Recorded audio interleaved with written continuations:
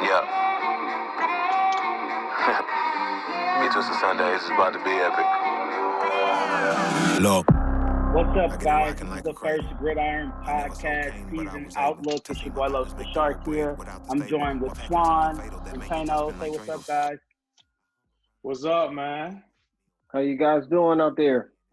What's good? What's good? Well, we're just trying to get this pod started for the season, trying to spice things up. Why are we doing this? I'm personally doing this. Got a lot of free time on my hands. I would like to see Grid in a better position as far as the season is concerned. So we're trying to get it, pumped up, get everything, respiced. That's primarily why I'm doing it. How about you, Tano? Well, the reason why I'm doing it, I started this league about 5 years ago with one of my old users in the past. And, after being in a couple leagues and everything, I still think that we could be a premier league, and it's something that I really want to take our league to the next level. And whenever you brought it up to me, man, I just thought it was a great idea. I mean, what if, when I was looking at it, I was thinking, what else do we need? And this is definitely the next thing that we need. I've been in the hot seat so much. I'm tired of being in the hot seat. I want to do the next thing that I can do so everybody knows that I'm going to be active, ready to go. I don't know. How about you, Swan? I appreciate you joining us and being a part of this. A lot of people are going to be surprised that you're actually on the team for us to be doing this. But what's your reason for doing it, man? Really just came to help out. Really enjoy GridIron. It's one of the things I look forward to day in and day out. So as long as we can keep the league going, then I'm going to do what I can to keep it going on my end. So I think this is going to be a great thing for everybody. We'll have features to get everybody involved, and hopefully we get a great turnout. Awesome. Appreciate your content, guys. Well, let's just jump right into it.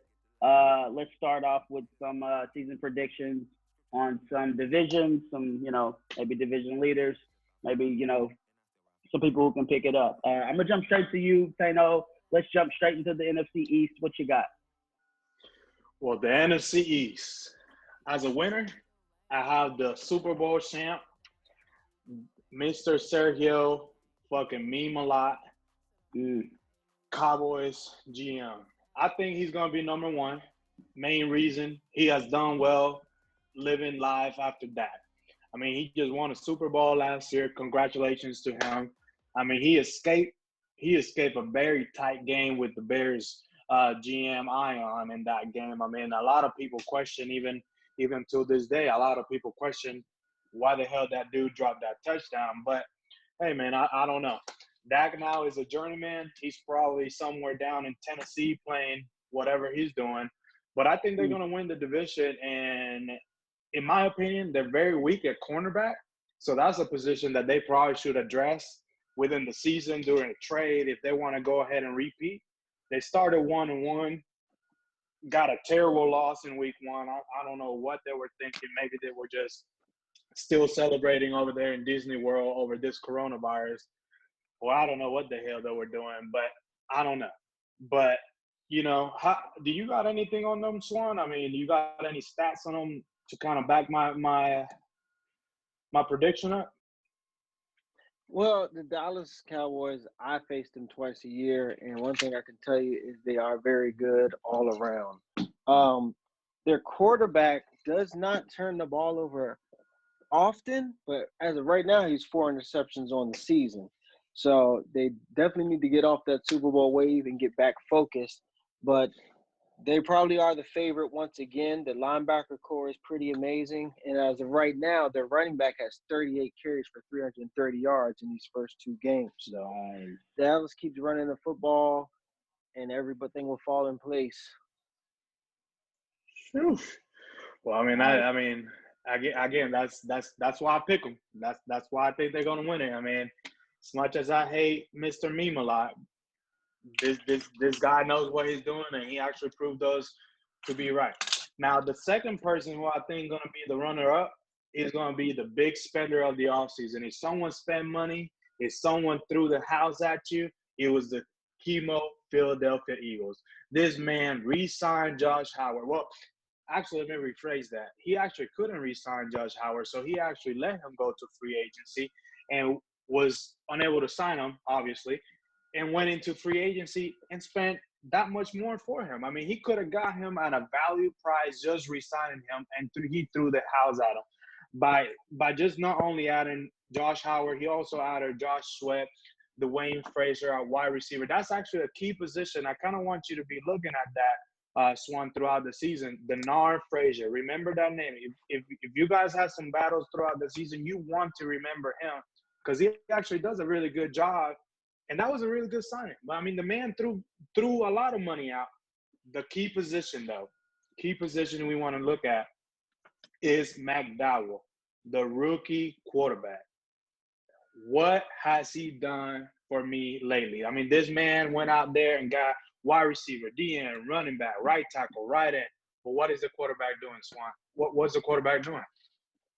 So the rookie Dwight McDowell, one of the first-round picks off the board for quarterbacks. He's actually right now 4 touchdowns, 4 interceptions. So the rookie's going to make some rookie mistakes. Definitely hope he's making those same rookie mistakes against the Redskins. Right now he's 59%. So he's going to have to tighten up with him. But he should be okay. We'll see. All right. I mean, nice. What's that? I would say NFC rookie of the year. Look out for McDowell. Early prediction, call me crazy. But if Chemo shows out and Chemo plays all his games and he's active, as I know Chemo will be, that's a very winnable decision. I mean, no offense to you, Swan. I mean, you're a great player. You've been with us since year one. But that division, if the Cowboys don't step up, look out for McDowell. He might still rookie of the year. And he might just make the playoffs if Chemo – because just 1 year removed, Chemo was there. So, I mean, he could do it. Now, on to you, Swan. Writing that down. Yeah, thank you. Now, on to you, Swan. I mean, my man. I mean, just as Chemo was a big spender, you were a big mover. You were on to us all off season. We couldn't sleep. The committee could not sleep because of you. I mean, you kept going in and you kept asking about this man. This man's name is Josh Steele. You got a steal in Josh Steele of him being considered a next superstar for a third rounder. He's your new QB. You let your quarterback go. I don't know what you were thinking. You have somebody established at that position. You let him go, and you went after the Packers quarterback, Josh Steele. You also drafted the dude from Notre Dame, the right end, Hunter Ford, which is kind of questionable. I mean, he didn't show a lot of stuff in Notre Dame, but you took a chance on him. We might look at him later, and you may just have the next Khalil Mack, but to me, he's not. To me, he's the next Jordan, the dude that got drafted by Miami. I mean, no offense to you. I think you've been okay throughout the years. But tell me a little bit about Josh Steele. What has he done for you that you did all what you did, and you kept bothering us about him just because of that? Tell me a little bit about him. So Josh Steele has one thing, and that's potential. Right now, we did have to face Kid and those Minnesota Vikings and that stingy defense. So with that being a setback, I'm not going to turn to the next guy just yet. Josh Steele is first year starting, so he's got potential. And we'll leave it at that. I'm not going to put too much on that guy right now. All right. I mean, I'll take that with a grain of salt. That's all we can take. Wrapping up the divisions, we got the New York. Maybe I can play. Maybe I'm active. Giants. Top Cat, my man. What you gonna do? We calling out for you. When you play your games, you might be all right. When you don't play your games, you at the bottom every year. You took the number 1 overall pick last year. The Ravens, what you do? You went ghost. What you gonna do this season? You took the Giants. Where they at? Nowhere. But I will give you this. You retool in the offseason. You went very old. You went very veteran. You got you Jordan Willis. You got Darius Slay from the Ravens. You got Micah Hyde from the Ravens. You got Kelly Galladay from the Ravens. I mean, just call you the all Ravens. But for what I've said, I mean, from my standpoint, you took my blueprint. You might try to carry on with it. But you did a move that was really good with the number 4th overall pick, and you solidify your linebacking core by getting the dude from Auburn, Mr. Seller. I don't know what you're going to do. If you show up, you might be consistent. You might do something. But the thing is, I apologize, but my man, you in the bottom until you show up to the top. Cowboys, you're going to take division. No pun intended. Moving on to the NFC West. What you got, Dano? NFC West. That's a division that we got. I mean, we got Mr. Roll a lot to the right, Ty. He rolls a lot. He uses his quarterback. A lot of people hate him just like they hate me for it. But guess what? He won him a Super Bowl. Two years removed from a Super Bowl, he retooled. He got a new quarterback by the name of Eric Bender. He got rid of Russell Wilson. He said, I'm done with him. I'm done. I don't want him anymore. But guess what? Oh, how the tables have been funny. Russell Wilson is now, after spending a year in the Bears, throwing that wide open pass to the dude, corner, whatever route. It was more of a corner type of dig to the wide receiver over there in the end zone to the Bears. The guy dropped it. He couldn't make it to the Super Bowl. Maybe he wanted to go back to Seattle and kind of do – he had an off year over there in Chicago, and he wants to go back to Seattle and maybe relive his last couple years that he's got in the league with him. I don't know if that's going to work out because he's got the sophomore Everett Bender right in front of him. But Ty did something good, and he got Mike Evans to help him out, and he also got Penny over there in the backfield to try to do something. And he signed. He went and did a little bit of something. This kind of what Ty kind of does. He went and got himself a little corner, Mr. Denmark.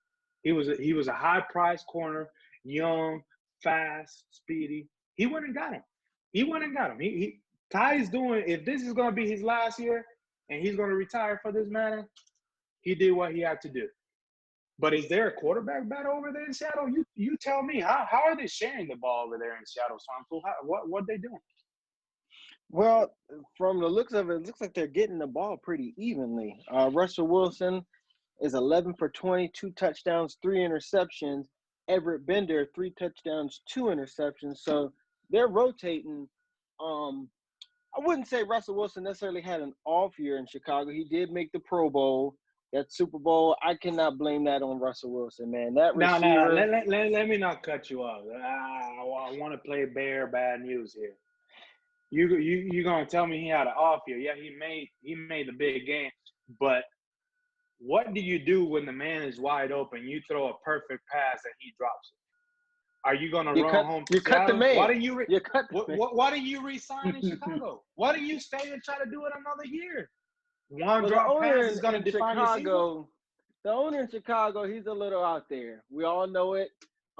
That's another story for another day. We're going to talk about what Seattle's doing good. Now, Rashad Penny, 38 carries for over 200 yards at this point on the season, also with 2 touchdowns. And you mentioned the big signing of Mike Evans.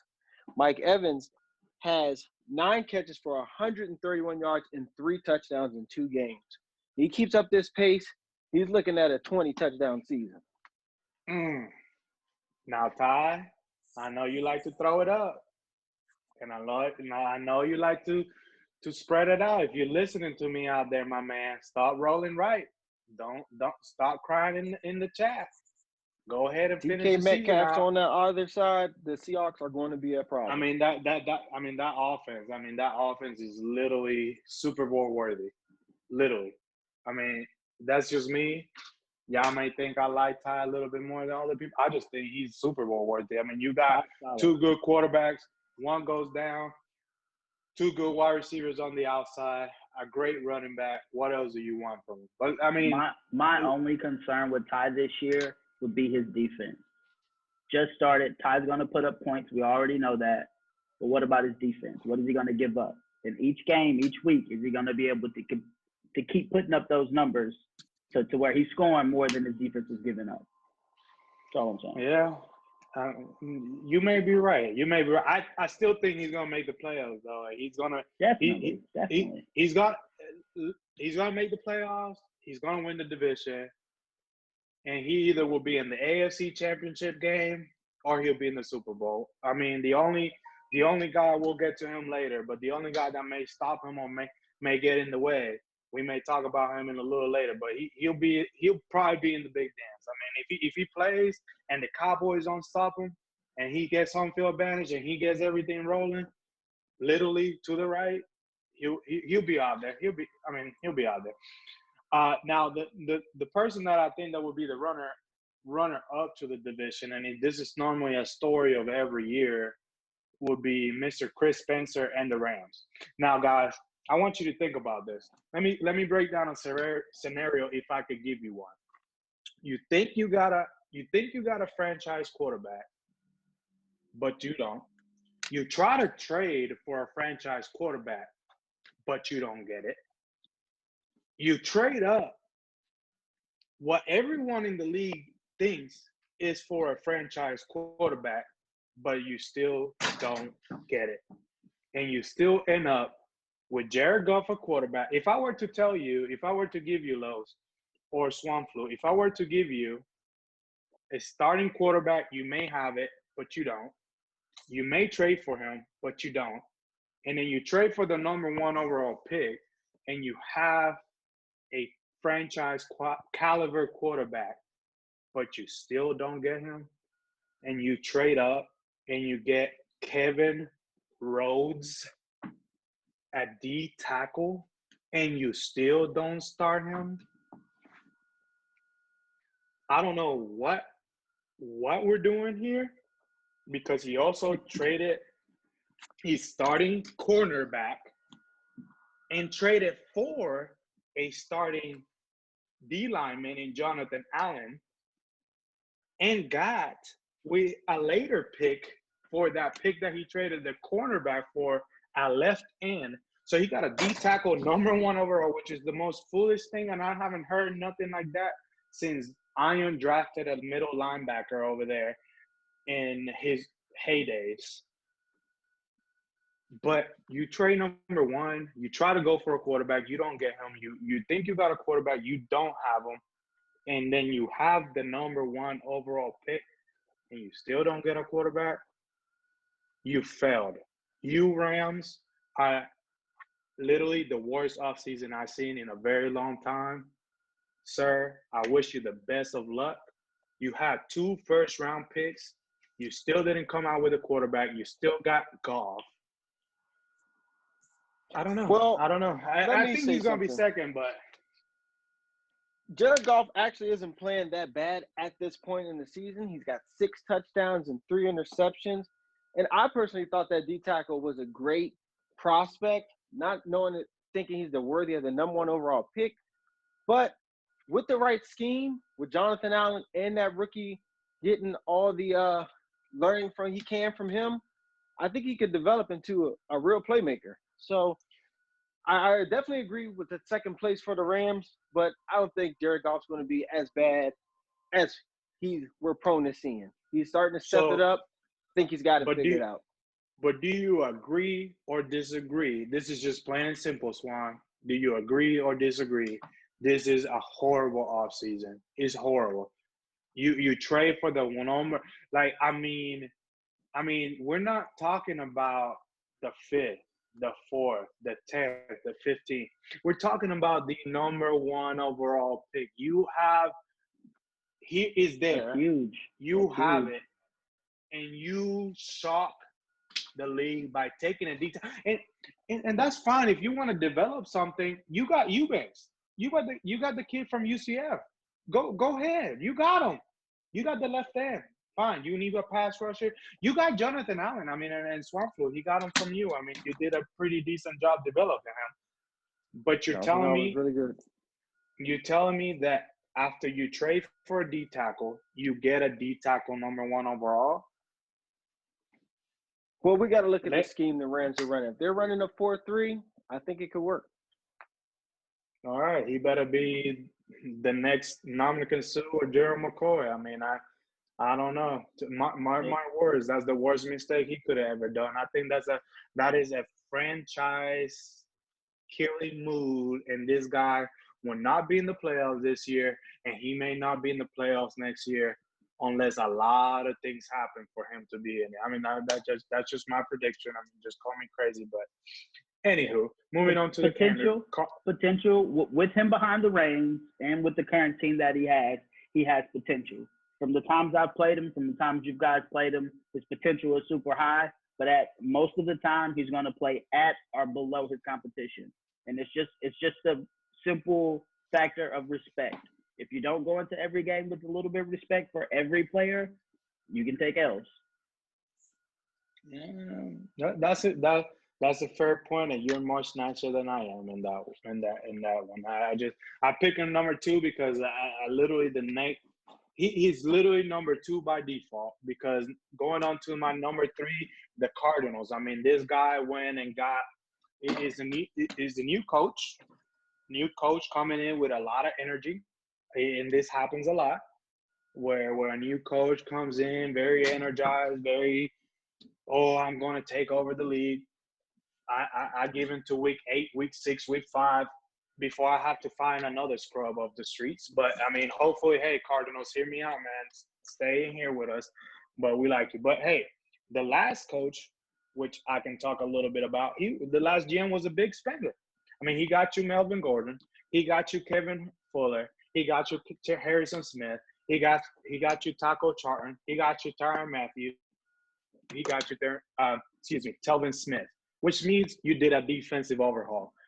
Everything that you did on the defense, GM-wise, the last regime, they went to the defense. They saw you got Isabella on offense. They try to do that. They try to live after Kyler Murray. You did not. The last regime did not want to pay Kyler Murray, and they sent him off to Detroit. So now you got to deal with what you got to deal with. But with the number 2 overall pick, you pick a left tackle, Dante Way, which makes sense because you also got a 1-year guy at quarterback. You want to protect him. Excuse me, no. I apologize. I will retract. You lost your quarterback for 40 weeks. That's what the doctors over here in Gulf Breeze, Florida, Dr. Andrews kind of give you a little bit of overlook. Yeah, 40 weeks. I mean, I haven't heard anything like that. I lost whoever in the Super Bowl, and I mean, it was like I lost a child. I mean, this guy gave it up. But 40 weeks, I mean, this man might not play in 2 years. Look for another quarterback. Not looking out for him. I mean, he still got – I mean, in retrospect, if we were to look at it, because we're looking at the season outlook and we're here sitting week 2, it makes a lot of sense to get you a left tackle because you got a quarterback that you think is going to be hopefully healthy for the whole season. So you give him a left tackle and hopefully you're going to be able to sustain the whole season. But, hey, you don't have him anymore. So Cardinals, I see you 3rd, if not last. I don't know much about the 49ers. So you guys are a toss-up. But I will say – all I know about the 49ers is that I want no smoke, school. We want no smoke for 49ers. A little old school coming in. He's about, he's probably the most experienced coach, GM in our league.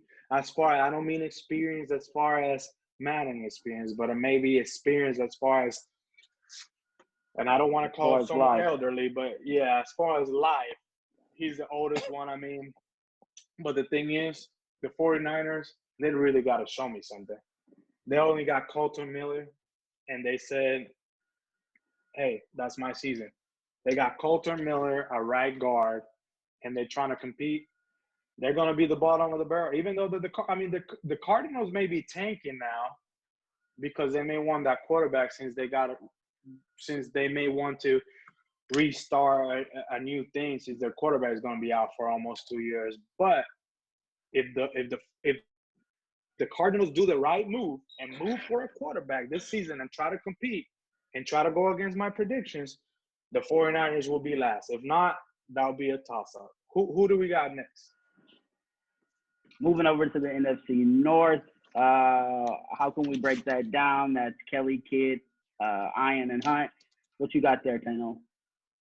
Ooh, when I'm looking down, this is one of the toughest divisions to break down. I mean, it's very competitive. Super tough. It is very competitive. I mean, we got we got GridIron's finest in kid. I mean, the man could be considered the GOAT. I mean, for grid. I mean, a lot of people could argue he's been the most simulation style player, the player that has stuck to the rules the most. He has adjusted. He has tried to do. I mean, he has had some encounters with some outside help. I mean, that's just a theme for another day. Cover two, we'll talk about it later. But he knows what I'm talking about by that statement. So does the Indianapolis Colts GM. Moving There was on, some moving collusion. on, moving All right. on, moving on. I feel like the division is going to be won by the Bears. Now, listen to me. Okay. The guy is problematic. The guy will give you a headache. The guy would do anything he can to try to win. And he was just in the NFC Championship. Why? Because he's got a great running back. Cohen, you cannot debate it. He's great. Now, this is a history with this current owner moving on to the Bears. He likes Andrew Luck. For some reason, he loves Andrew Luck. Past ownership, he had Andrew Luck. This ownership, he has Andrew Luck. I don't know what it is about Andrew Luck, but he gets it. He also had a big signing at tight end by bringing in Zach Ertz from the Philadelphia Eagles. I feel like that's a steal. That's a solid guy. Not a lot of He's people got went a very after him either. I mean, he's got a very formidable front seven with Khalil Mack. I mean, the guy can give you 15 to 20 sacks every season. He also has Smith, a middle linebacker. But the one position where you can exploit him, listen to me, NFC North, listen, the cornerbacks. He's weak. He's starting a rookie at the second cornerback position as Willis Cody. That's his name. Willis Cody. Watch out for him. I mean, he's not doing very much. He may surprise you. Yeah, he's not doing a lot, but I still think he's gonna win. But he's very weak at corner. But everything that he does with Cohen and Luck and everything else, I think he's still gonna be able to escape it.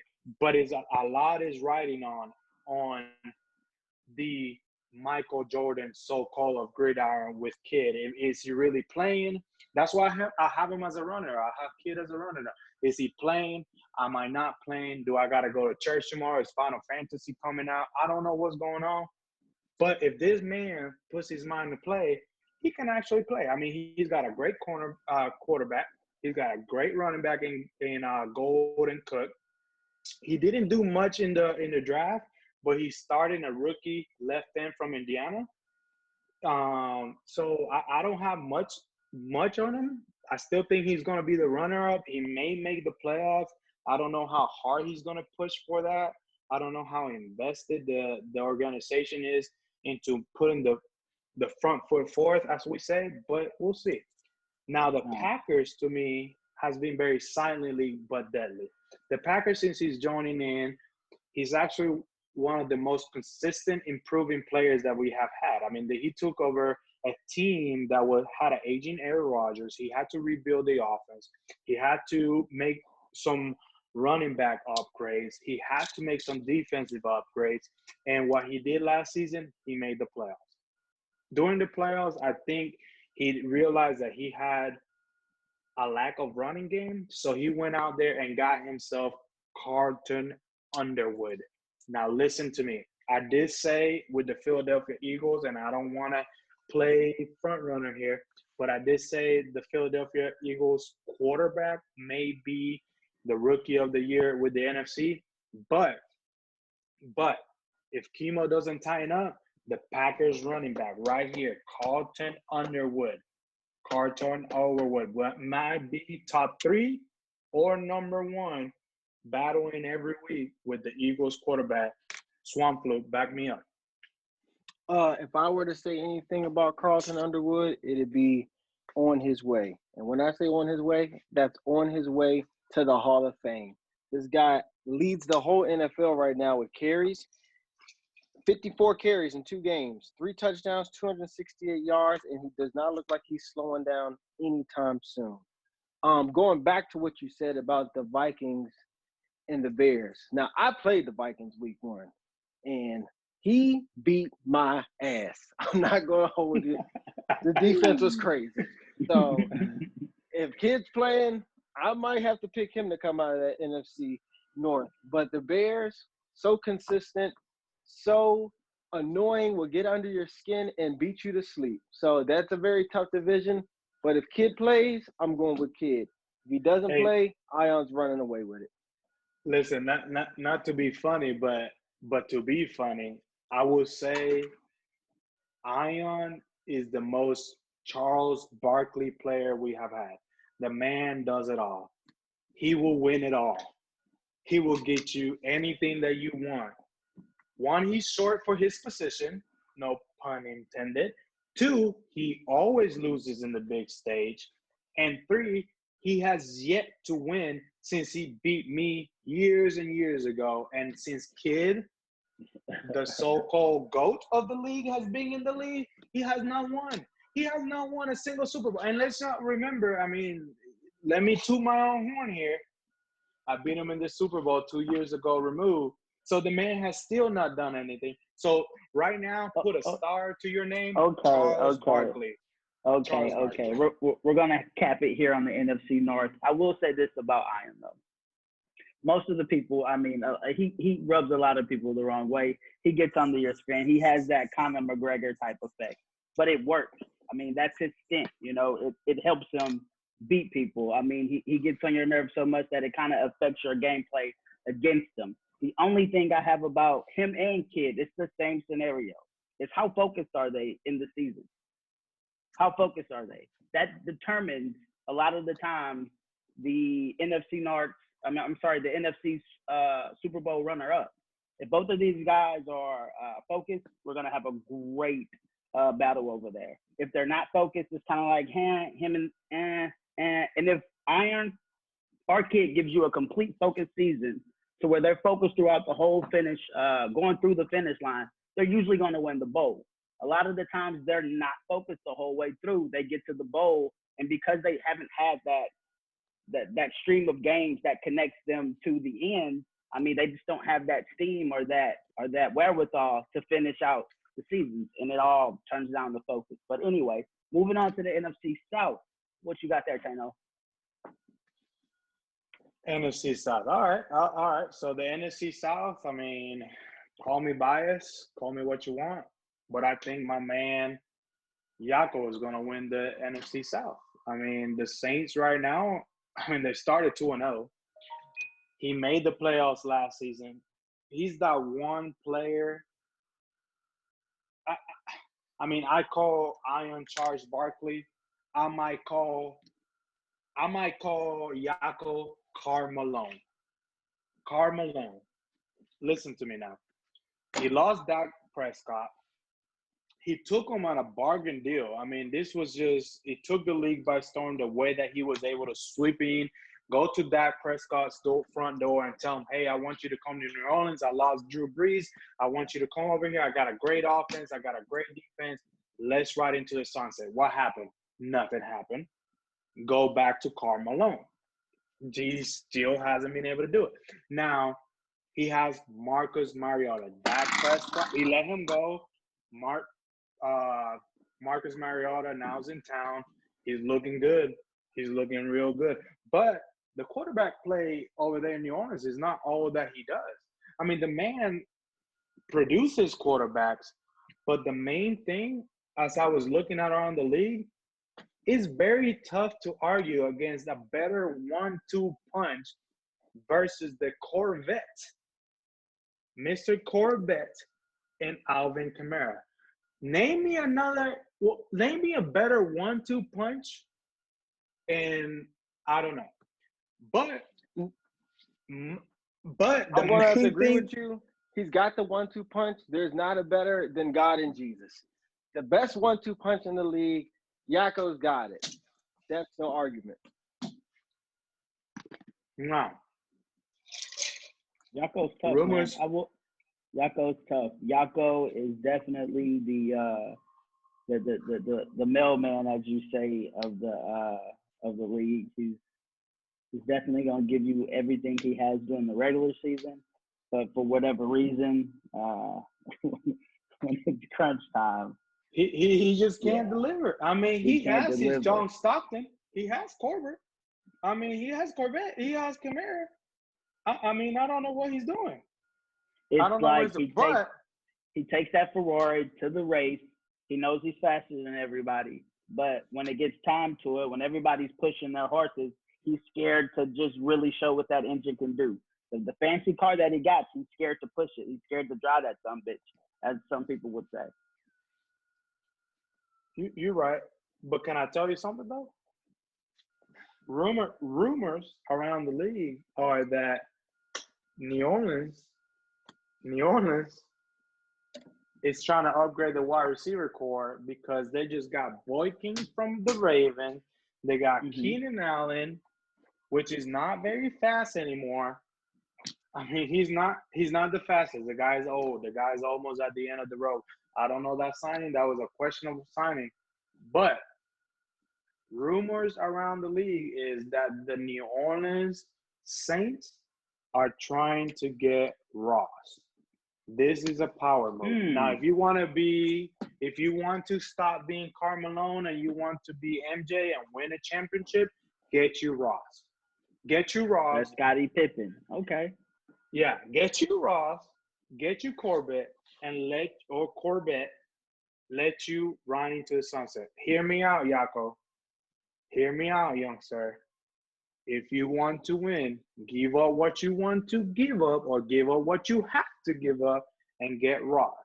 You are not going to get past the Bears or the Vikings or the Seahawks unless you do that.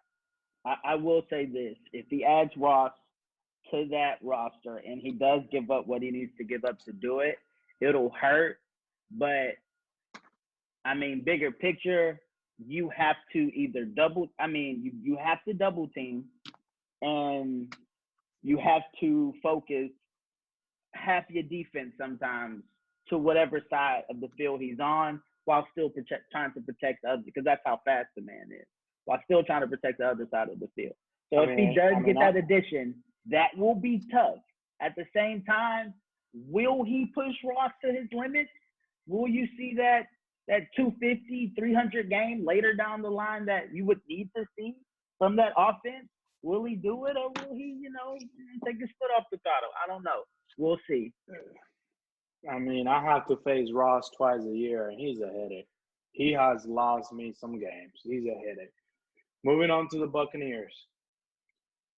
I think he's going to be the runner-up for a simple reason. He has got Brian Duarte at quarterback, Kareem Hunt at running back. He signed back Chris Godwin. He lost Mike Evans, which is a loss that I don't know why you don't resign him. The guy is at the back end of his career, and I can completely understand if you want to save on your cap room. But the main thing that you have to focus on, if you want to beat the Saints in that division, you have to make him think. You have to beat him at his game, and his game is scoring.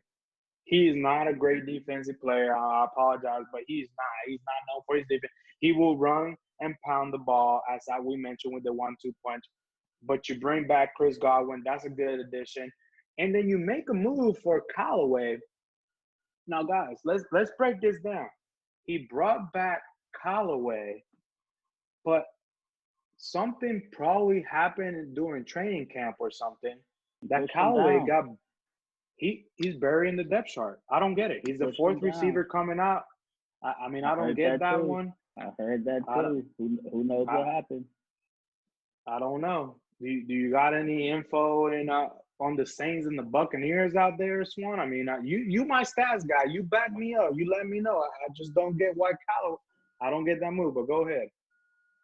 Well, right now, I believe the Bucs are 2-0. Their actual outside linebacker Randall Watt, 9 sacks in 2 games. So I don't know who he's played, but he's played them. Kareem Hunt, 219 yards in the first 2 games, 2 touchdowns, but off of 43 carries. Now, if you compare that to the Saints running back, Colbert, 12 carries for 181 yards. So almost the same amount of yards with a quarter of the carries. So he's pounding Kareem into the ground. but that linebacker is getting after it. So you say he doesn't play good defense, but this might be the season that changes. All right.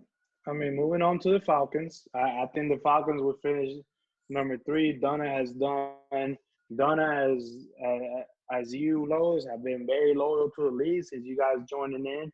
But Donna's hit on cold. You don't know which Donna you're gonna get. Right now, what I could say is he's got Dwayne Haskins and what else? That's all I can say. Moving on to the Panthers, which I think are gonna be the bottom of the NFC South.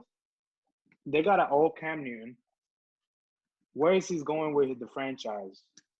The quarterback is old. The linebackers are old. Everything is old. I mean, he's literally running a retirement home. Listen to me, Hunt. What are you doing with your team? You have not been constantly successful. You have had top picks every draft. Make it. Rebuild your team. Where are you going with this team? Tell me, because I don't know. But I'll tell you where I'm going. I'm going to the AFC West. Now, with the AFC West, who do I think is going to win? It seems like I got a nemesis in the league. This guy beat me in the regular season. He beat me in the playoffs to boot me out. I remember like it was yesterday. Slant going in from the left, coming in. Hollywood Brown. Big Showtime Brown. Threw a slant. The linebacker picked it off. He took it to about the 25, kicked the field goal. There goes the Ravens. Couldn't repeat. That's my pick, the Raiders. Now, I know, guys. I know they started 0-2, and you guys are going to probably tell me, why are you making this pick? The reason?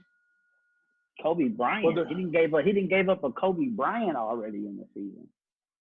I mean, but listen, sometimes it takes time for the team to gel.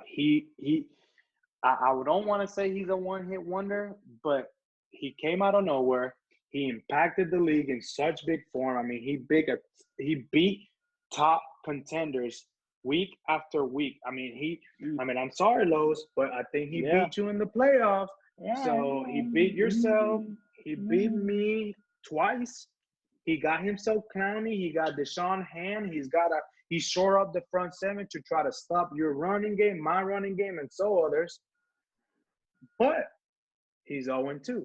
I still got him to win. But there's got to be a reason why he's 0-2. And I guarantee you, if I were to ask Swan, he's got to have the answer. Swan, why is he 0-2? Even though I still think he's going to win the division, because that division is not strong at all. But why is he 0-2? Yeah, that division is definitely shot, but it's got to be the quarterback play.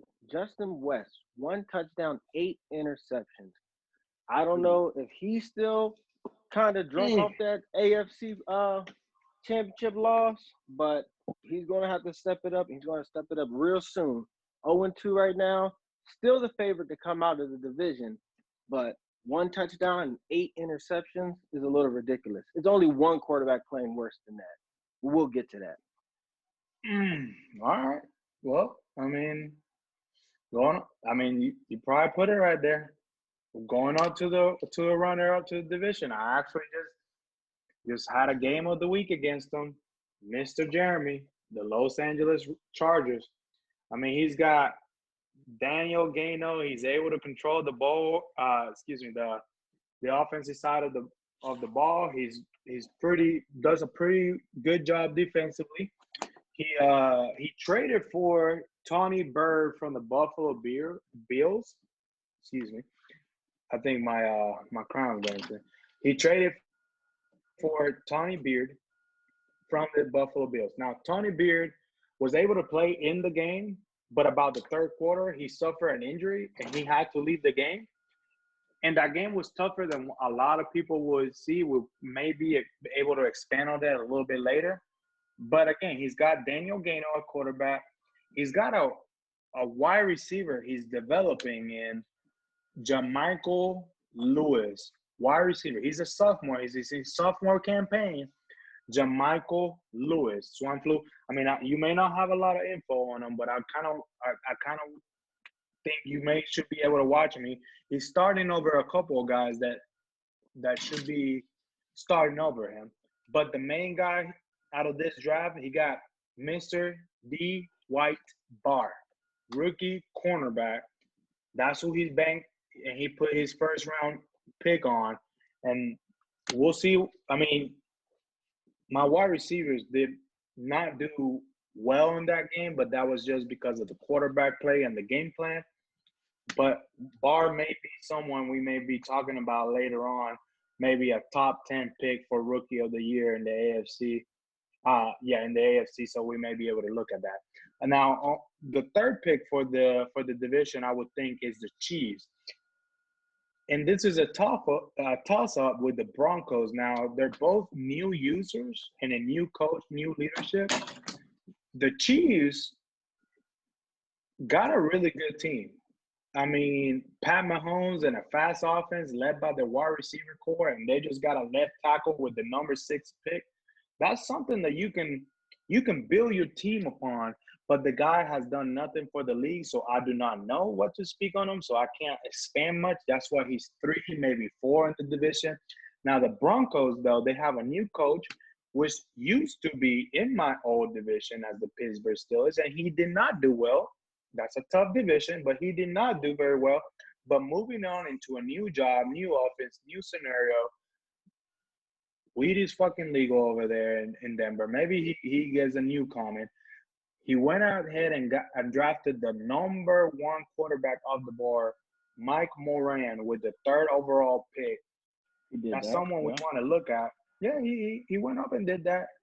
You have anything on that? I'm pretty sure. I mean, this is the stuff you like, Swan. So I'm pretty sure you got something on. What you got on? Mike Moran, best quarterback in the draft. But one thing about him and Dwight McDowell from the Philadelphia Eagles, those rookies need to step it up. Both of them are straddling that 58, 59% completion rate. Right now, Mike Moran has 2 touchdowns and 3 interceptions. Dwight McDowell, like I mentioned earlier, 4 touchdowns, 4 interceptions. So it's a new day. Rookies cannot suck anymore. They got to be able to play. So the Broncos, like you said, it's a toss-up, but that quarterback's going to have to step up if he wants that Rookie of the Year and turn that team around. Okay. Who we got next? AFC East. That's Kenny, Trent, Dom, and Jason. Listen, this division, now I wouldn't say this is the toughest division, but when I say there's a headache and the commissioners are up and working 24/7 because of this division or because of any one division, let's break it up next year. Let's vote on it. I mean, let's vote on it. The Patriots and the Bills and the Jets can no longer be on the same division. Please do not put Kenny, please do not put Trent, and please do not put Jason in the same division next year, because the committee and the commissioners may just want to go ahead and disband the league altogether. I mean, this is literally this is just the most headache-prone division. Put the injuries on 60. I just had to say it. I'm sorry. I just had to say it. Oh, my God. Listen, 65, bro. You got to give me that 5. 65. We really should be playing at 70, though. I'm just saying. Listen, just put an 80 while we're playing. Now, this is very surprising. Mr. Kenny Hernandez likes Platanos or not, for us Hispanic speakers in the chat. I got him winning. The Jets are going to win. He went to the Super Bowl. He came in new. He came in splashy. He came in young. He got Ty Johnson from my old team from the Ravens. He came in making noise. I mean, he didn't do a lot in the offseason now. That's something that I raised eyebrows at, because there was Clowney there. And if I were to remember and watch the Super Bowl, he could have used Clowney. Hear me out, Kenny. You fell asleep on the wheel, and the Raiders went and spent the money, and you didn't. and you have a very weak linebacking core, and Clowney can play defensive end and linebacker, call me. He can. That he did. That he did. He could have went and got him. I mean, he could have went and got him. I mean, he did nothing splashy. He did nothing great. I mean, there's not much to talk about the Jets, but I think he's going to win the division. I mean, he has started very fairly. Bearing any suspension, bearing any rule breaking, the man is going to run away with the division. That division now, the way that run away. I don't know. Yes, run away. Run away. If Penton can get his team together, he's very hard to stop. I will say this about that, because I don't speak much on teams, but I will say this: that AFC East is a very tricky division. You might not look at that division as anybody from that division may be taking over or maybe taking the bowl, but every time you play someone from that division, you have to bring your A game. Now, someone I know is giving games away is the person you just spoke of, is Dom. Dom is one of the most, surgical players in the league. I don't know why his records have been what they are. I don't know why he just doesn't care. Some of the sim wins he gives up. Dom is which owner is this? Sorry? That's the Dolphins. The Dolphins. The Dolphins. Dude's a strong player, man. I don't know what's been going on. Lack of concentration. Dom's strong. Listen, before he went out and pursue his career, his other career, and concentrate, went back to school and everything, he used to be the Cardinals owner. I mean, you guys might have forget, but he had Kyler Murray looking good. I remember. I did not forget because he beat my ass. I said, God damn. Yeah, he had Kyler Murray. He had Isabella looking good. But the question is, though, this man has a trend, and you're going to see why I picked him, the plays that I picked him, because when I was looking down on every single team, I was like, what are we doing and where are we going? Right? Where are we going? The Jets is division. They're going to run away with it, guys. Mark it down. Man, at the end of this wrap-up, I'm going to give you the division winners, and you're going to look back at it and be like, damn, well, Taino is over here fucking fortune teller, because for what I've seen and for what I'm gathering, the Jets are running down with it. Whether the Dolphins are tanking, whether the Dolphins are rebuilding, whether the Dolphins are taking a nap, they're not doing anything this year. They're not. So by them not doing anything, the only thing that he's got is Trent. What Trent's got to do, he's over here changing a running back to try to play cornerback. Now, I know Richard Sherman did that. Listen, I know Richard Sherman played wide receiver at Syracuse. But I have never rule against it. Listen, I've never heard. Tell me if Barry Sanders lined up against Jerry Rice anytime ever his last time. Barry Sanders is a running back. He's not. But it did happen with another Sanders. Dion played a little wide receiver and run. Listen, that's a position that you can transition. Normally, cornerbacks and wide receivers, the only thing that sometimes lacks is the lack of concentration with their hands. I get that. But you're telling me that a linebacker and a running back makes more sense. Now, I'm not saying that's allowed, but that makes more sense. Your first instinct is hit the hole and attack. As a running back, you're not making the type of cuts and pursuing a linebacker. The linebacker is pursuing you. How are you going to stay 1-1? Like, how is that? Listen, how was he thinking he was going to stop the Jets' powerhouse offense with a running back playing corner? Come on, guys. I would have let him. I'd let him do it and let him be his own downfall, because that's stupid.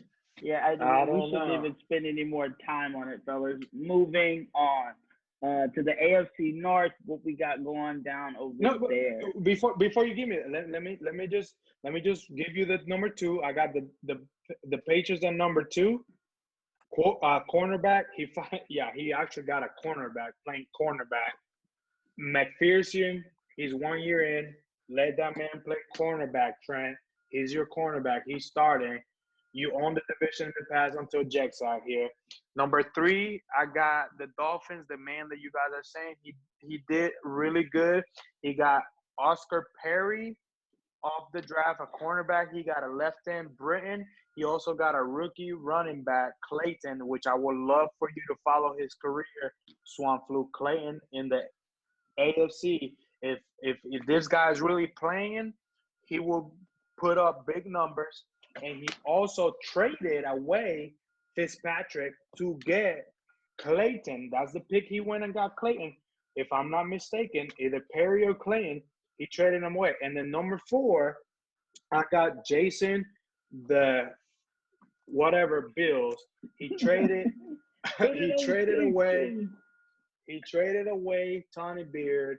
He traded for Nick Womack. Normally does well, but this was quiet this offseason.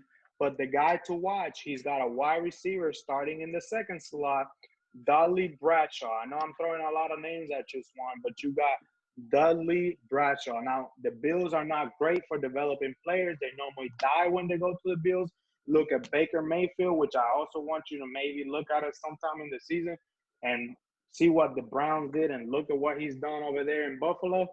But that's just a little wrap-up to the division. I just wanted to let you guys know. So I got Jets, Patriots, Dolphins, Bills, and that's a lot riding on that Big Pen is rebuilding, and he's no longer his old self. Sorry, you can. Which one we got next? I apologize to cut you off. No. It's all good. It's all good. Useful information. The AFC North.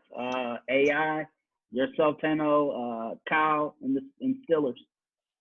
Now, this is something that a lot of people are going to be like, why? Why?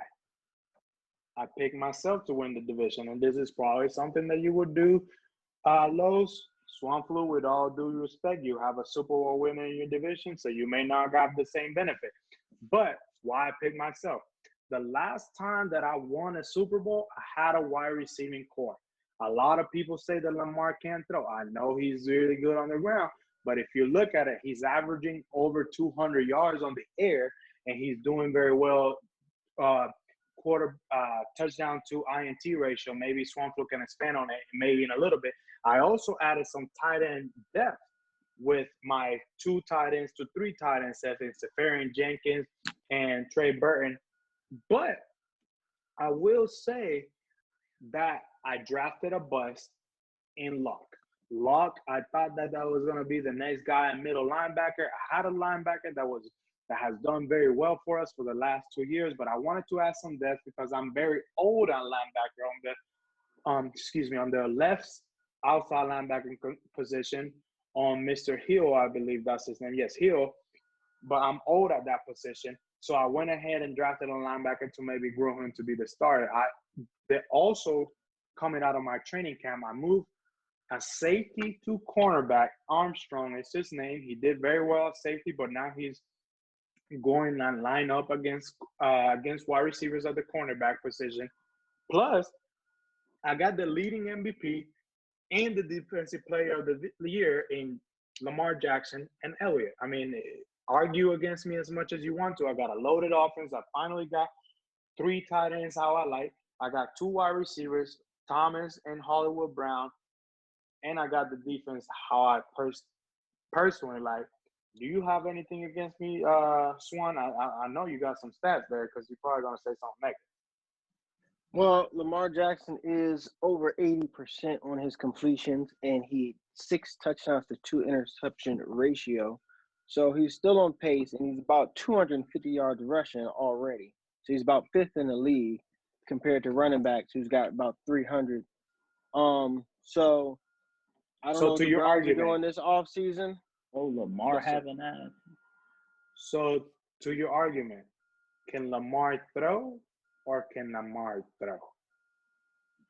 I played Lamar Jackson last year. He beat my ass. Had about 300 when I played him. So, but and Hollywood Brown is looking really good as well. 11 catches. Let's get this clear, though. 4 touchdowns. Let's get this clear. Can Lamar throw or can Lamar throw? Moving on. So, all right, so I got number 2.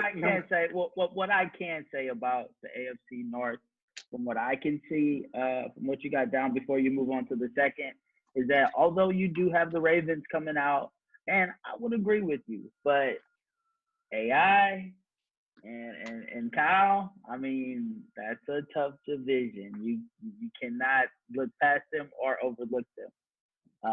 And, and I have to if agree. if AI has his defense going, you know that defense he runs, and then he and if he gets into the swing of his offense, because he's the type of guy that if he's trying to win, he's gonna ground and pound you, and he's gonna play that old Chicago Bears style defense on you.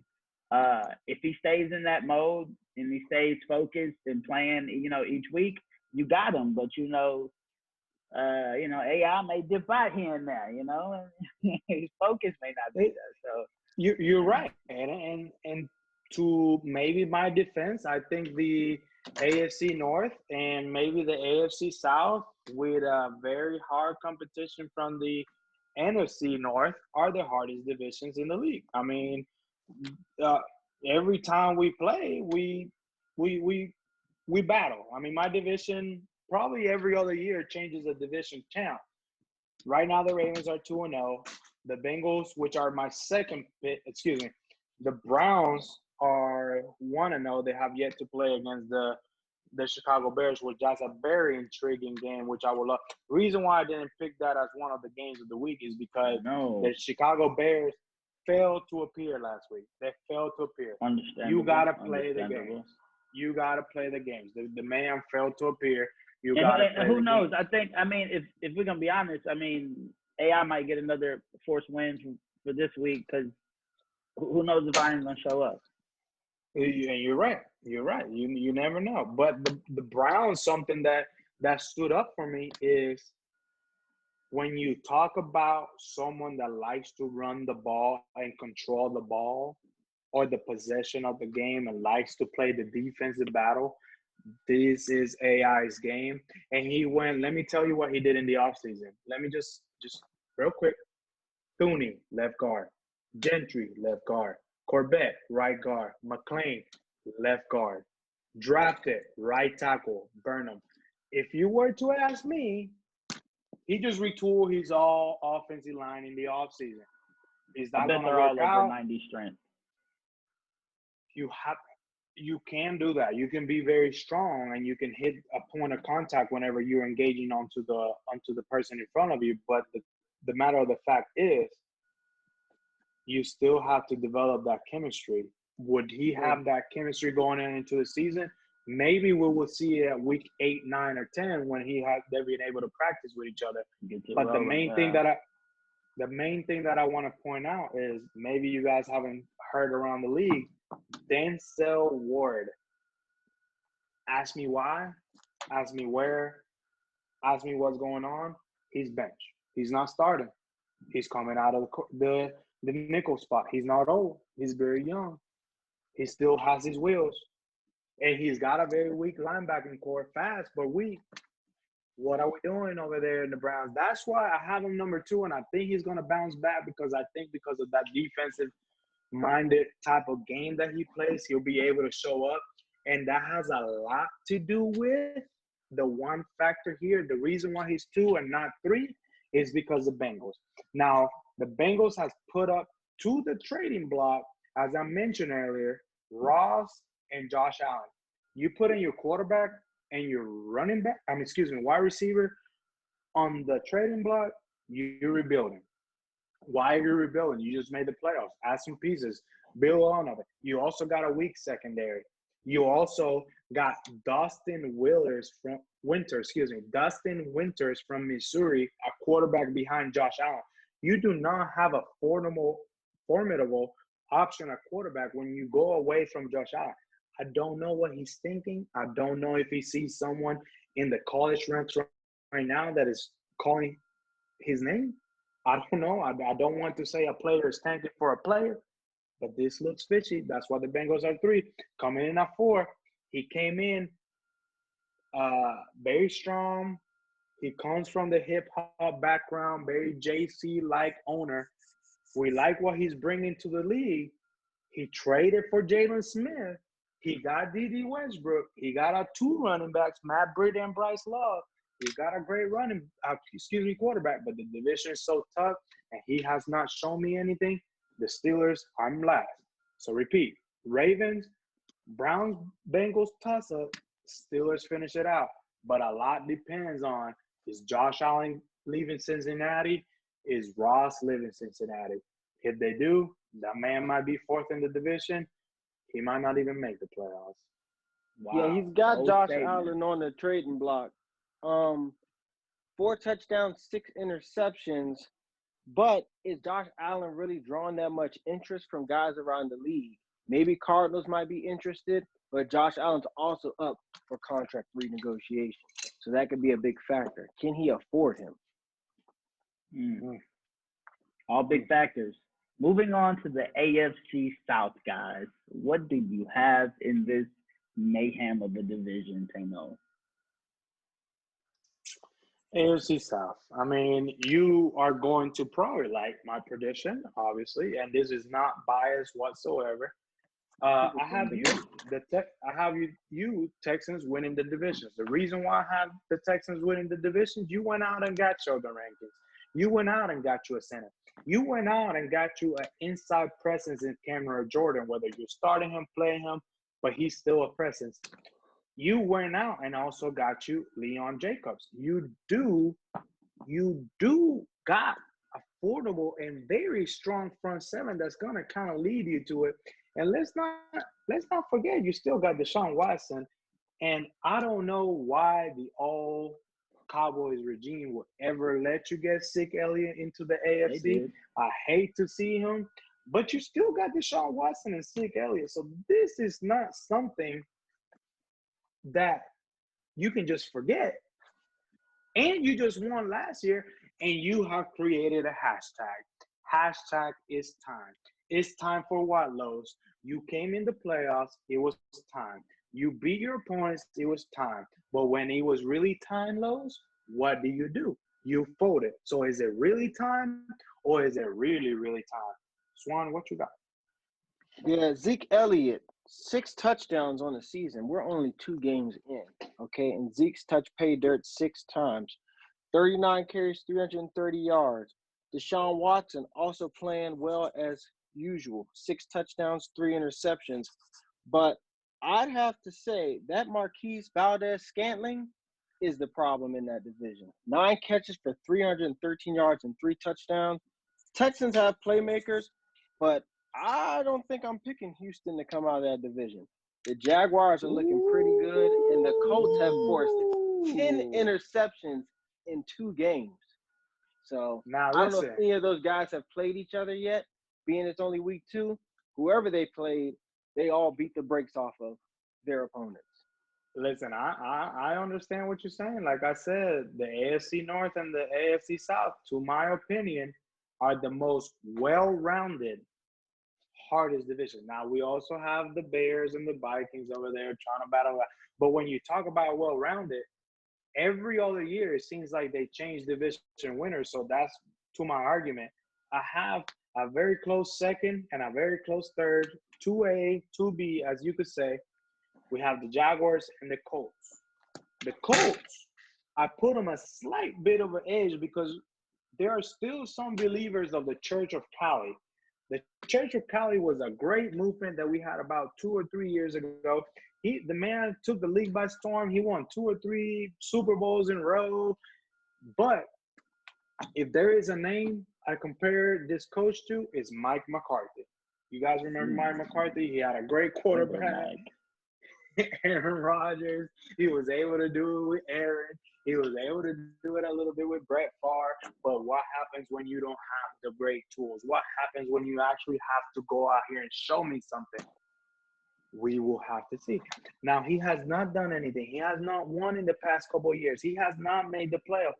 But this is a year that he made a very bold statement move, and he went and got a Fitzpatrick. The safety now moved to cornerback.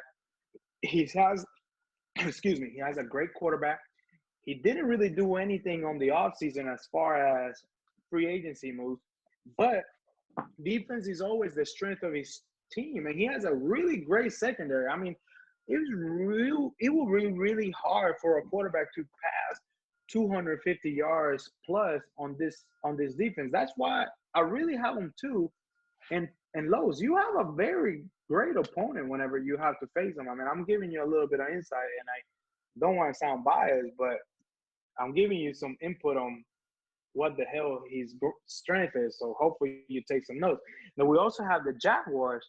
The Jaguars defense is really, really strong. But key right here, probably the youngest starting defense in the league is the Jacksonville Jaguars. Now we have cornerback out of Wisconsin, Mr. Farmer. We have a middle linebacker, Al Pruitt. We have a strong safety, Alfonso Long from Arizona State. On the offensive side of the ball, we have the Clemson wide receiver, Brennan Bo, whatever his damn last name is.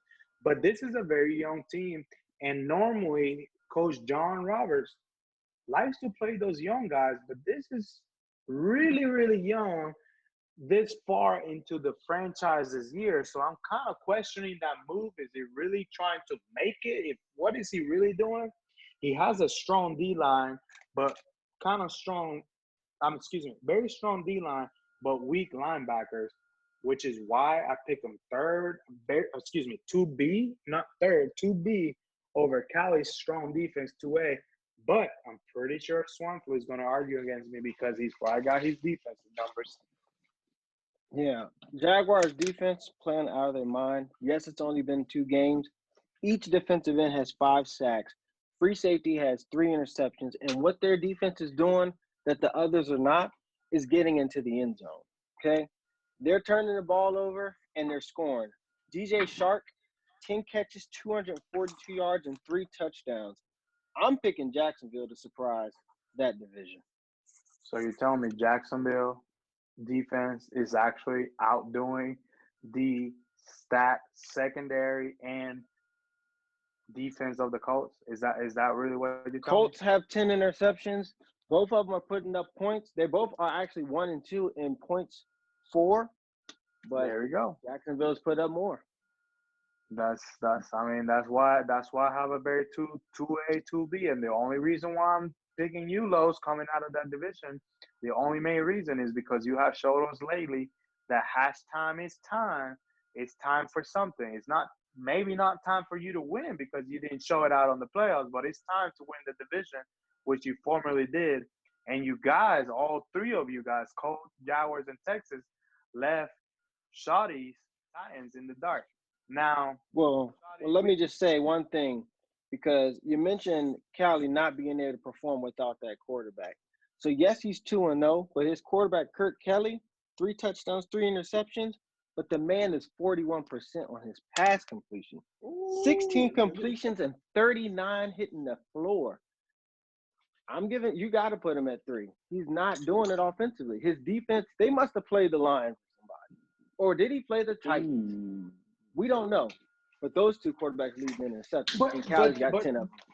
But to argue against that, like I said, Cali's strength has always been the running game and have a great QB in the sense of the great QB to be able to manage the game, to be able to put him in positions where he's not going to lose him the game. Now, I'm not saying Cali's going to give you the 300 passing yard game or the 500 passing yard game. I'm not saying that he's going to do that. That's why I'm literally comparing to Mike McCarthy. Yeah, Mike McCarthy was a great offensive mind, but in the sense of how Mike McCarthy uses quarterback, Cali uses his running back to control the game. So in that at this sense, point in that's the what season, I meant. his running back hasn't showed up yet. Like I said, 16 completions for 2 games. He is 2-0 though. So those corners and safeties have been stepping up because he does have 10 interceptions. But offensively, he hasn't done anything. Nice. Well, I will say this about my division. Great division, well-rounded, solid competitors. You have to bring your A game every game because we all know how each other play. Cali, I will say this: every time you play Cali, it's going to be a thinking man's game. When you're playing against the Jags, it's going to be a lot of times which he likes a user versus user game. Now, when the game gets choppy or the game isn't playing at its top peak or, you can overpower him with different players versus that PvP he likes to do, then it kind of gets repetitive and you can kind of beat him at his own game sometimes. What I do have to say about the division, or should I say about Cali, if you're up by 10 to 14 points, count him out the game, because that's not his game plan. Maybe that's what you were trying to say. That's not his game plan. He's not going to compete with you. He's not going to catch up with you. Now, if the game is close and you make a mistake because he's got a great secondary, that's when he'll expose you.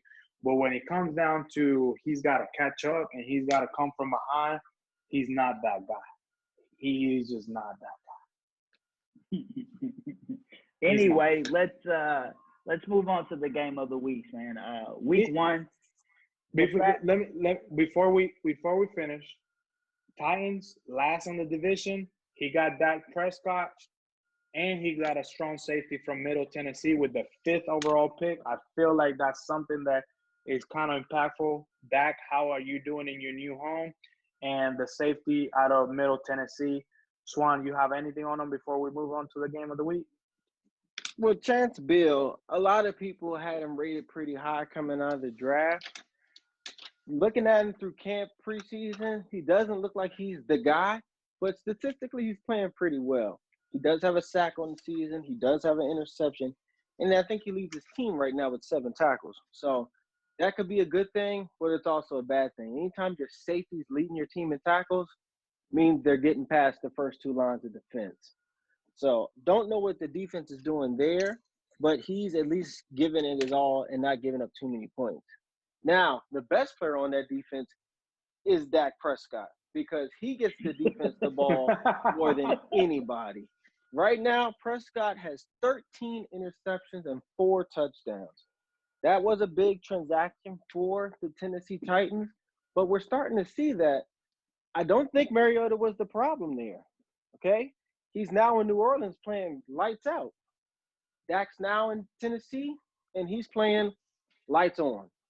So we'll have to see that. I think coaching is the issue. I think they need to cut ties with Dak before they ruin his career. Bold statement. I love it. I love it. Okay, moving on to game of the week now, guys.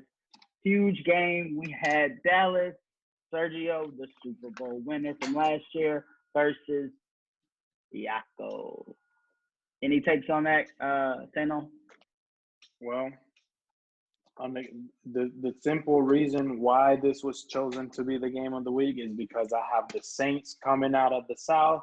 I have the Cowboys coming out of the East, both respectively representing the NFC. And you have a Super Bowl champion. Anytime that you have a Super Bowl champion week one and you have a tough opponent, they have to by default be the game of the week. I thought that they were going to make a statement because they beat the Saints really, really comfortably in the playoffs, but they fooled no one. The Cowboys were still at Disney World, like I mentioned earlier, and this is what I'm going to expand on.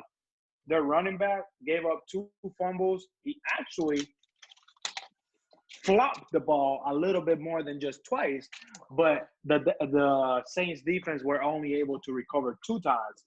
Now, on the offensive side of the ball, they were led by aforementioned Mariota.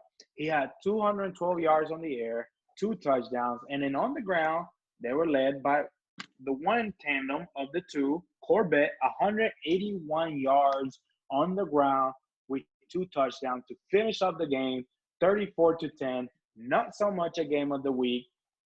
Wow.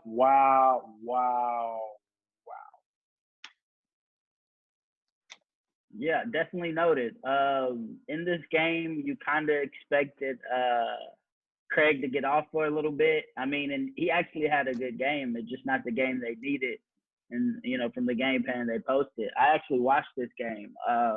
Very great defensive game. Gave us everything we thought we were going to see from this game, from being game of the week in the the first 3/4 of the game. Then 4th quarter came, and it's like Yaco took out the paddle and just went to work. I don't know what happened. It seems like that Disney World just didn't rub off yet. You know, he was comfortable in the fourth, and Yako was at his throat, and hey, it got bad. I mean, the thing is, if you're a Super Bowl champion and you do nothing in the offseason and you're projected to be number one in your division and you talk a big game and you lay a goose egg because there's a 0 after that 10 points against Yako, the Karl Malone of the league. I'm sorry, Sergio, but that was not right. I picked him to be game of the week 2. Did he do anything different in week 2, or what we got week 2? Week 2 was him versus John, the Raiders. Big game there. Let me pull up the stats really quick. What you got, Tano? What I would say, if there is such thing as a disappointment bowl, this is a disappointment bowl. Reason why the Raiders got off to a slow start, they lost week 1.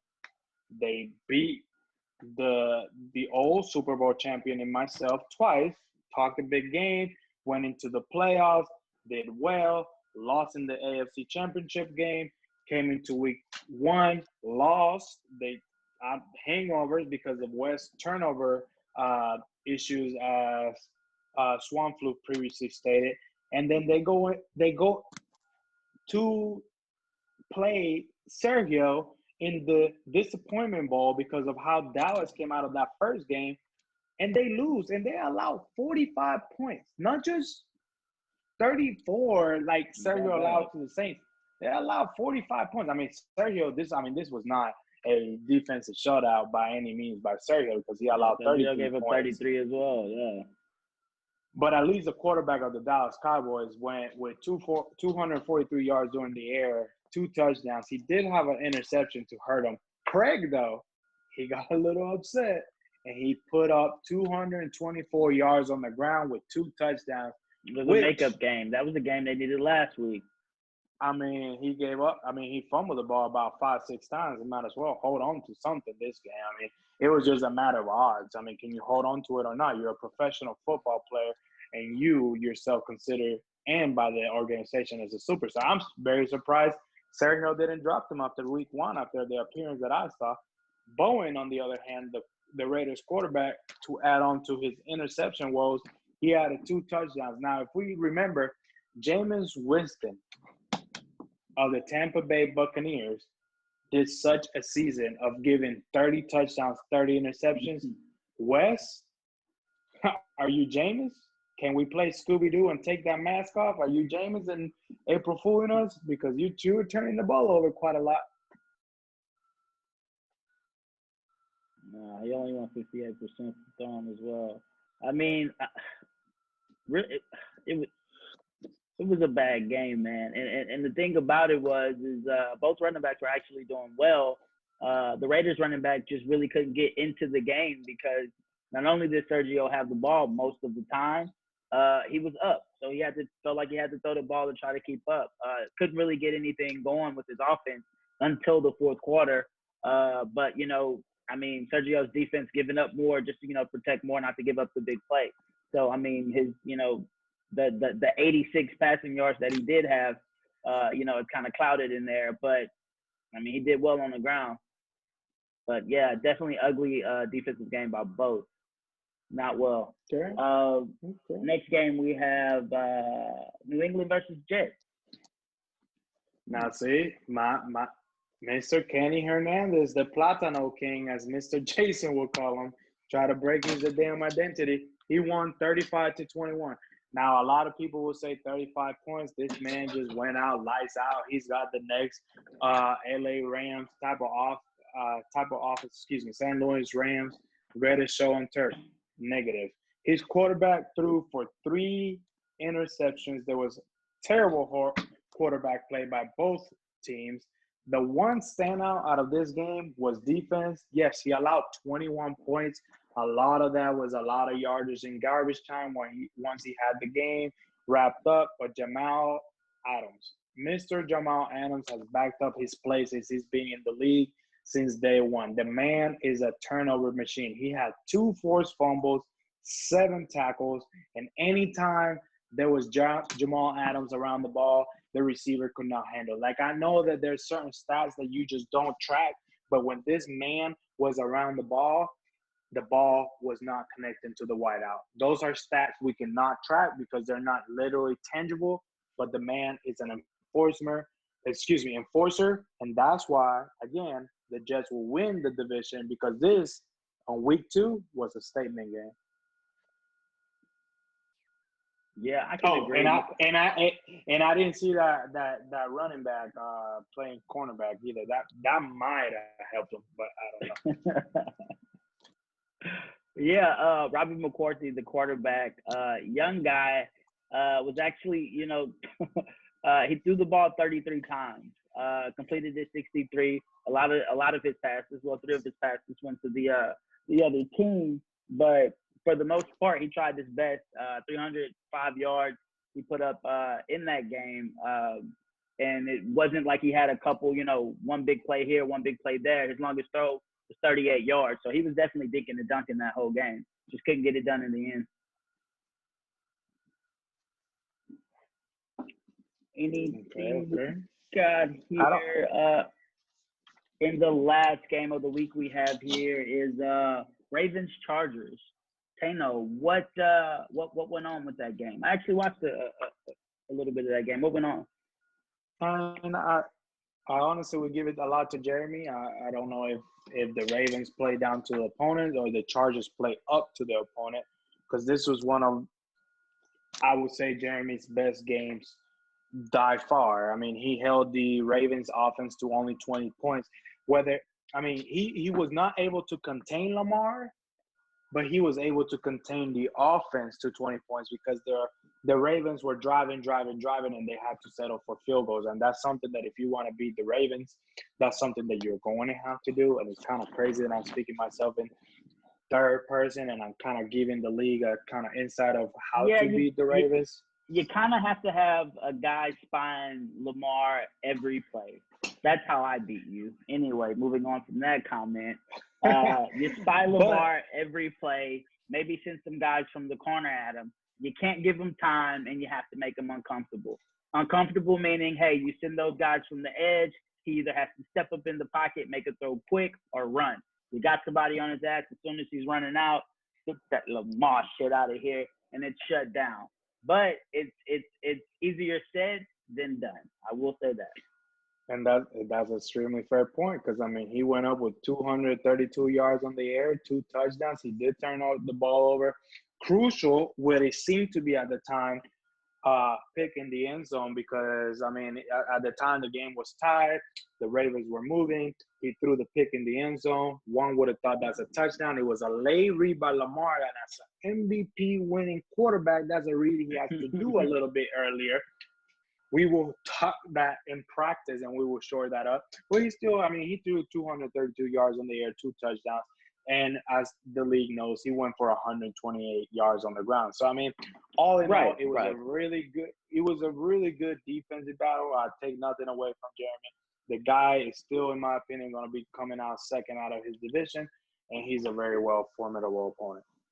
I will say this, from what I've seen from the game, watching the game and how it took place, the whole time I knew you had it in hand, Tano.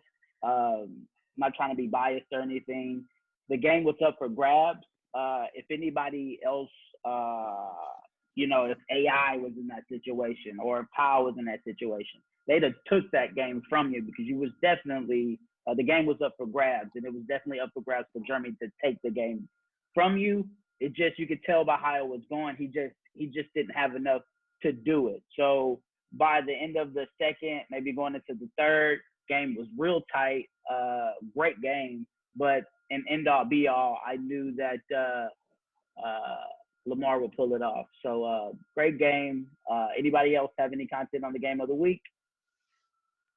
Nah, that's good with me. Moving on to Swan, league leaders. What you got, Swan? League leaders, we're looking at, as far as efficiency, I'd have to go with Lamar Jackson, Deshaun Watson, and Jarrett Dunn out of Jacksonville. Receiving guys were the guys we named earlier, which was DJ Chark, Hollywood Brown, and Marquez Valdez-Scantling. And defensively, the Jacksonville Jaguars and the Colts defense are shutting it down. Vikings would be in there, but they have yet to play their Week 2 game. Okay. Cool. Last but not least, big section for us, power rankings. I'll you know what? I'll start it off. I'll do my power rankings, and then you can do yours. How about that, Tano? Sounds good. All right. You want me to go from bottom up or from top down? However you want to release them, my man. All right. I'll actually do mine top down. I didn't even look at it this way, but I'll definitely do mine top down. Starting at number 10 in my personal power rankings, I have Jags. The Washington Redskins. I have Jags. Great player. Like I was saying earlier, one of the best user players in the game. It's his style of game. He loves that. You can definitely tell he played some NCAA in his past. At 10 for me, though, I don't necessarily see him having enough with that team that he currently has right now to make a deep push unless he just goes undefeated throughout the season and the rookies and, all that overhaul that he, brought to his team and he has everybody, X-factored and superstarred up. Do I see him really making a move? Number 9, I have Kyle. Kyle, great player to me, one of the strongest players in the league by far. Just kind of with a lot of our top players, it's just the focus. Is he gonna, bring it in for this season? You're kind of thinking what he's doing in the off season with the moves that he's making and things of, that have you moving on. Number 8, I have AI. AI is one of the strongest players in the league to me, in my opinion. But it's if he's able to do his game plan and run the type of, offensive defense that he likes to run. But the only problem with that is everybody knows about it. Number 7, I actually have Tano. Now, the reason I have Tano so far down on my list, he's one of the highest, winning percentage guys in the league, and he has Lamar. Oh, Lamar have an ass. Anyway, moving on, I have him at 7 because I feel like same thing, once it comes down to crunch time, he plays his competition. Guys kind of figure out the Lamar theory. He has a lot of, games that he must stream. A lot of people see this. A lot of people are looking on how to stop Lamar. They kind of figure it out and then, kind of evens up the game on the playing field as far as, getting in there on the tougher schedule side later in the season. Number 6, I have Kid, Vikes. Definitely one of the best regular season players on this list, Kid. But it also depends on if he's going to be playing that year or not. He's always one of the top competitors. If he's playing, you just never know. Number 5, I have Ian. Same thing. Ian is the strongest player in the league to me. But is he going to be focused or not? That's mostly with all the top players. Team might not be where it needs to be because he's not playing all of his games. He's not building them up, kind of like he did with his undefeated streak last year. Going into the later leagues, just ran out of steam. Hopefully that doesn't happen this year. Hopefully he plays his game. Hopefully we get a good year from him. I'd like to meet up with him. Anyway, number 4, I have Karl Malone, as I like to call him, Yanko. Great regular season player, always has the team, that Corvette. If he pushes it, I definitely see him going to the bowl. If he just, put that foot down all the way on the accelerator, I don't think he will. Got him at 4. At 3, I have myself. I know what I have to do with my team to have my team ready for the Super Bowl. If I get to the playoffs and make that run, if I'm able to do that, I think I can make it, give me a bowl and grid, finally. Moving on. Anyway, number 2, I have Ty. I think he's bullshitting with everybody this year. I think he is focused. Even though it's a slow year, I think Ty is focused this year. I see him. I have him on my ranking as number 2. Number 1, I still have Sergio.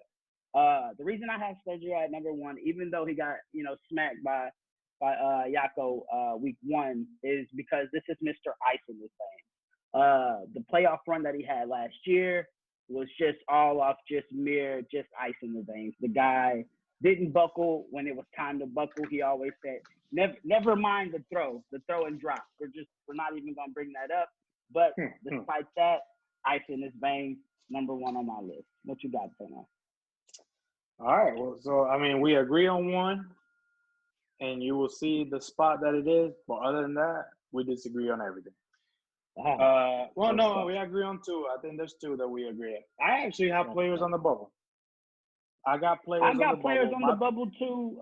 Let me throw those out before you throw yours out. My players on the bubble was the Chiefs, Colts, and who else did I got here? I can't see that last name. Anyway, yeah, Chiefs, Colts is on my bubble list, and it's another team. Is that Cards? Anyway, moving on. So my players on the bubble. Players on the bubbles, which may surprise a lot of people, are the Raiders. I can't give a guy that has started 0-2 and almost lead the leagues in interceptions, despite the fact that you beat a Super Bowl champion and you made a deep playoff run. I can't give you a top 10 spot when you start at 0-2. Start at 1-1, you would have been in there. Start 0-2, drop 0-2. I still got you winning the division, which is weird because mathematically you would think that I will fit you in that top 10, but no, sir. Now I also have the Packers. I also have the Bucks because they started strong at 2-0, but the season is very long. We still got 14 games to play. I also have the Bengals. Now a lot of people will be surprised why I have the Bengals out the bubble. Yeah, I played them, and yes, we battle. We go 1-1 in the season. I beat him 1 playoffs. He beat me the other. I beat him to go on to win the Super Bowl. He beat me this past season to go into the playoffs. Yada, yada, yada, yada. But the reason is, going back to my predictions, guys, I know that you got him in your top 10, but if he trades Josh Allen and Ross, will he still be in your top 10? You probably forgot about that, Lowe's. I mean, that's just some stuff that you might want to take into consideration when we go to week 4. He's 9 on my list. He's 9 on my list. If he loses Josh Allen, you still got him with an inexperienced quarterback? We'll have to see. It's the week that we playing this power ranking. You're right. I guess I'm moving ahead. And my list has already changed already. Since I just told you, it's already changed. Yeah. I got him in the bubble outside the Colts. Now, battling for the 10th A and 10th B spot is the 2 people that should have been a game of the week by far are the Bears and the Browns. Wow. You would think why I got the Bears and the Browns. Where I think the Browns are going to be number 2 in my division. 10B. Wow. Okay. Yes. Where I think he's going to be second in my division, he's so inconsistent. He doesn't really build a team. And you don't know what you're going to get from him. You get a great year and the man is lights out, and then you get a bad year and the man doesn't quite do what he needs to do. And then you're out here asking questions like, where's he at? So, I mean, I don't know.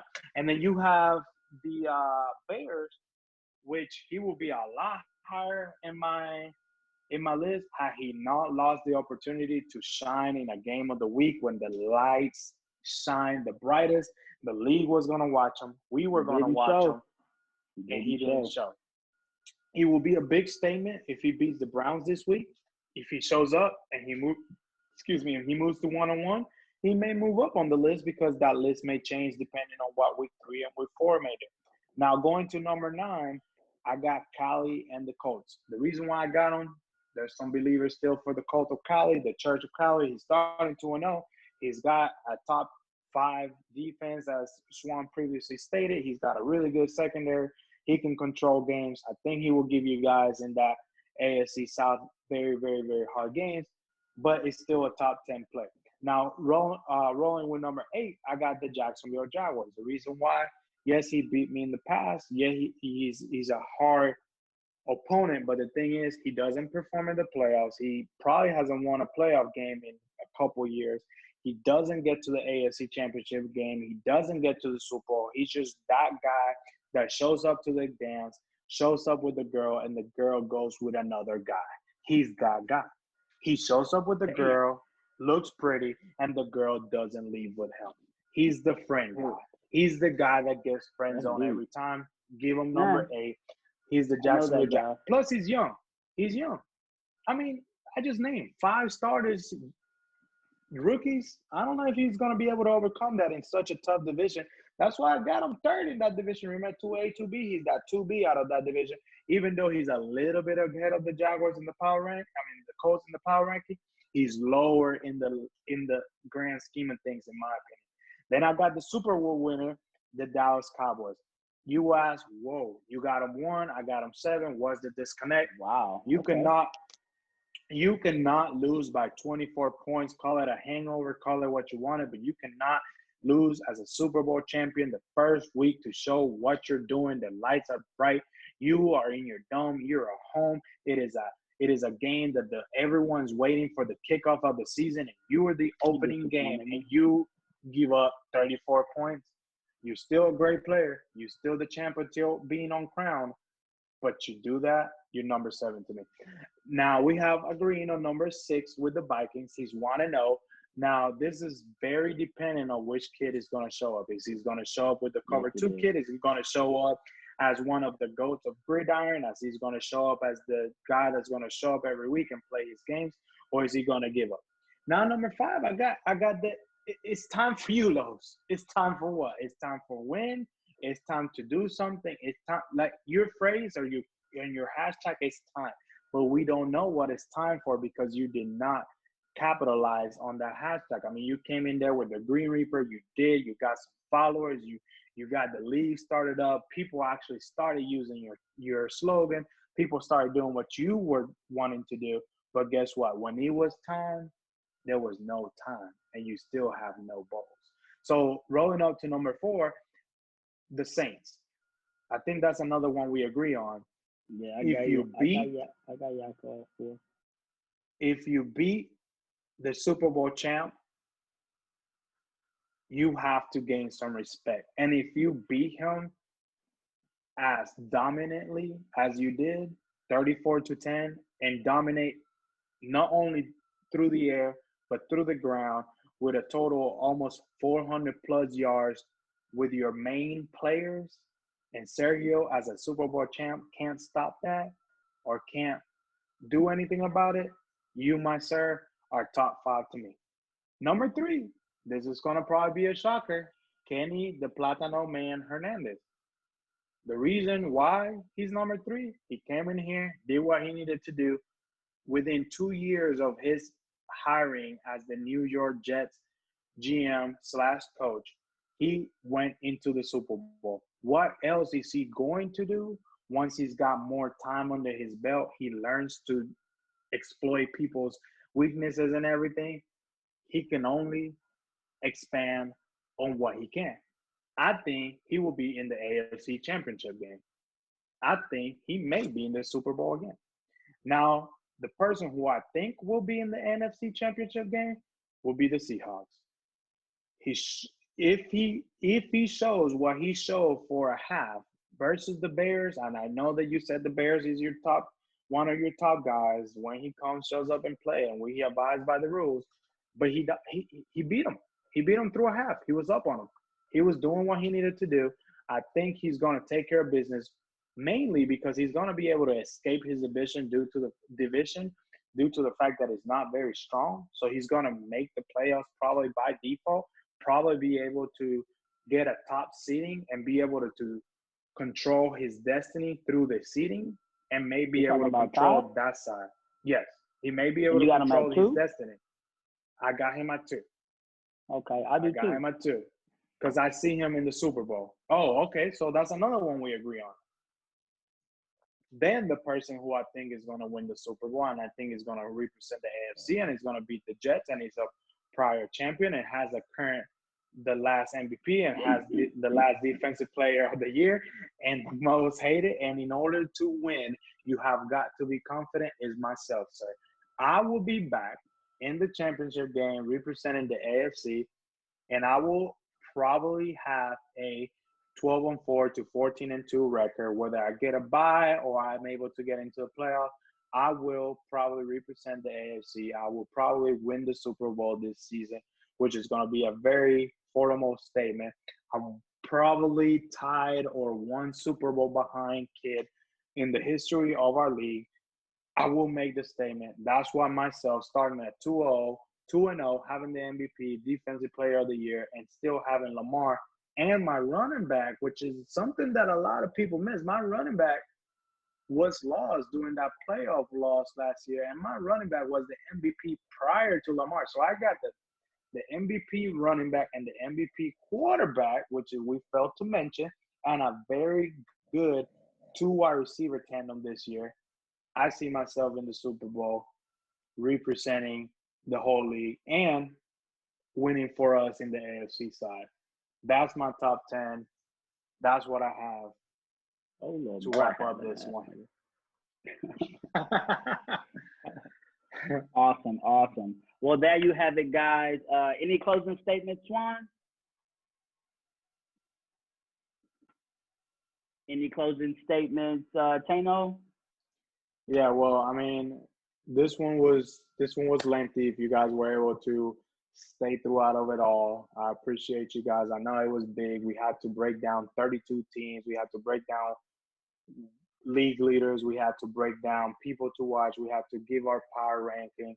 We're going to start doing this every 4 weeks. So at week 5, we will drop one. At week 10, we will drop another one. We're going to be able to have an MVP watch. We're going to be able to play with the power rankings. We're going to try to invite some people in if we see some rivalries. I would love to have Jason on the floor. I would love to have Yako on the floor. I would love to have Kid on the floor. I would love to have Ion. Those kind of key players that are the 49ers now that he happened to got a little chatty lately. The Raiders. No smoke, school. I want no smoke. The Raiders, we got a little bit lippy lately as well. We're gonna Sergio will be a good one as well. He's kind of witty. We would like to welcome you guys in. We're gonna try to drop this down. This is probably the longest one, bearing we have a long conversation with our guests and everything. We probably are gonna be having Shoddy in here. We may have the Chargers in here to give some content next couple times and see how we can expand on this. But this is something, as we mentioned, as the introduction statement. But this is something that myself and the guys are trying to introduce to the league to carry on, to hopefully make a statement for GridIron to go ahead and go on to great things. I don't want to quote our president, but go on to great things. That's all I got, man. Well, I appreciate that, Tano. Well, there you have it, guys. GridIron Podcast Season Outlook, our first one. Hopefully you get many, many more. Look, Please like and I get it subscribe. rocking like a Hit the notification I never bell. so came, but I was able to see my partners make thorough bread without the stable. Appreciate it, guys. Something fatal that make it top spin like week dreidels. one, we're out. I hung around them shells like April. Oatmeal, Oatfield. Me when I get to saying it's so real. Folk will think that it's entertaining till them shots fly, no subliminal. That's the plight.